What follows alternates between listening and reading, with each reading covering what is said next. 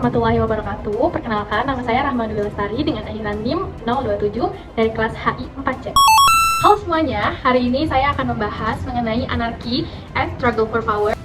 Berdasarkan karyanya, Anarchy and Struggle for Power, John Mearsheimer menyajikan teorinya realisme ofensif yang menjadikan dasar pemahaman terhadap dinamika hubungan internasional antar negara bangsa yang ia juluki sebagai kekuatan besar dalam sistem anarki internasional.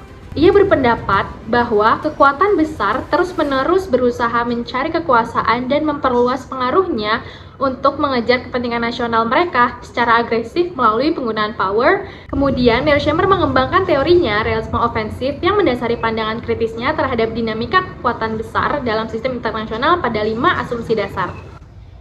Asumsi dasar yang pertama, sistem dunia yang anarki di mana tidak adanya otoritas atau badan penguasa tertinggi dalam sistem internasional, dan anarki di sini tidak hanya mengacu pada konflik atau kekacauan melainkan kurangnya otoritas pusat. Yang kedua, Mearsheimer berasumsi bahwa kekuatan besar memiliki kapasitas untuk saling menyakiti melalui kemampuan militer ofensif. Yang ketiga, negara tidak pernah bisa memastikan secara pasti niat dan kekuatan sebenarnya dari negara lain.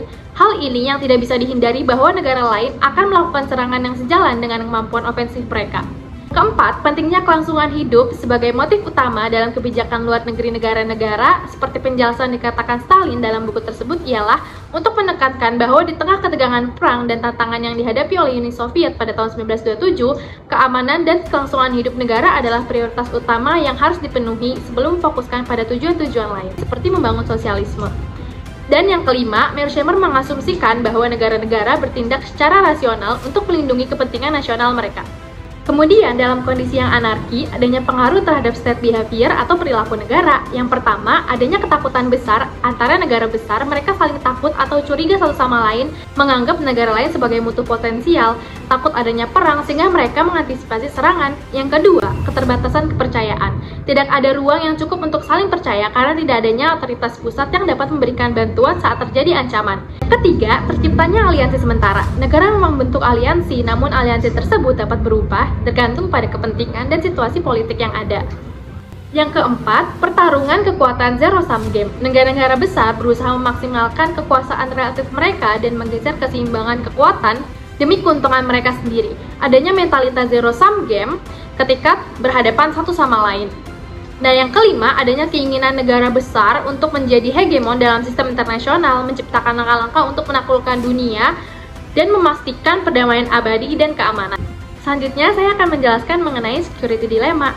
Security dilemma adalah dilema keamanan suatu negara untuk meningkatkan keamanannya sendiri yang bisa jadi diinterpretasikan negara lain sebagai ancaman terhadap keamanan mereka. Dengan kata lain, tindakan defensif suatu negara bisa aja dianggap ofensif oleh negara lain. Nah, security dilemma ini juga merupakan salah satu aspek dalam teori realisme. Kemudian, mengenai calculated aggression, yakni adanya keterbatasan kapasitas agresi. Meskipun negara besar memiliki keinginan untuk mendapatkan lebih banyak kekuasaan, namun tidak semua negara memiliki kapasitas untuk bertindak agresif karena mereka memiliki pertimbangan risiko dan manfaat yang mereka pikirkan untuk keseimbangan kekuatan, risiko, reaksi negara lain, biaya, dan manfaat yang mereka dapat dari tindakan ofensif tersebut. Selanjutnya, power and fear. Ketakutan negara besar merupakan aspek utama dalam sistem internasional yang mempengaruhi tingkat persaingan keamanan dan kemungkinan terjadi perang.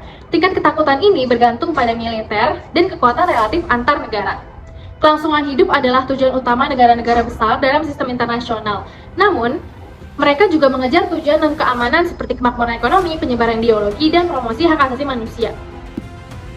Penjelasan berikutnya mengenai cooperation among states. Kerjasama antar negara, meskipun realitas dalam dunia anarki kompetitif dan kekhawatiran tentang kecurangan menghambatnya, negara dapat bekerja sama dalam berbagai situasi, terutama dalam menghadapi musuh bersama. Adanya faktor keuntungan relatif dan kecurangan membuat kerjasama sulit dilaksanakan. Keuntungan relatif daripada absolut saat mempertimbangkan kerjasama, mereka peduli dengan keseimbangan kekuatan dan ingin memastikan bahwa mereka tidak lebih buruk atau lebih baik daripada negara lain. Contohnya termasuk aliansi antar Inggris, Prancis, dan Rusia melawan Jerman. Selanjutnya, John J. Mearsheimer melalui karyanya Anarchy and Struggle for Power membahas realisme ofensif dalam hubungan internasional, menekankan bahwa kekuatan besar terus-menerus mencari kekuasaan dan mengkampanyekan kepentingan nasional mereka secara agresif. Dalam konteks anarki internasional, ketakutan, keterbatasan kepercayaan, dan perjuangan memaksimalkan kekuasaan relatif mempengaruhi perilaku negara besar. Meskipun sulit, kerjasama kerjasama antar negara besar terjadi dalam situasi yang menguntungkan seperti aliansi melawan musuh bersama. Kesimpulannya, dinamika sistem internasional dipengaruhi oleh kekuatan, ketakutan, dan upaya untuk mencapai kepentingan nasional, namun kerjasama tetap mungkin dalam kondisi yang sesuai. Menurut saya, dapat disimpulkan dalam sistem global yang anarki, di mana kondisi dunia tanpa pemerintahan sentral dalam sistem internasional, sehingga negara-negara berjuang memperebutkan kekuasaan karena tidak adanya otoritas pusat yang dapat menjamin keamanan atau mengatur perilaku negara tersebut. Mearsheimer juga telah menyoroti dinamika struggle for power sebagai konsekuensi dari anarki, di mana negara cenderung membangun kekuatan militer dan berkompetisi memperoleh keunggulan relatif guna menjaga keamanan dan kepentingan nasional. Oke, sekian dari saya. Thank you for your attention. Wassalamualaikum warahmatullahi wabarakatuh.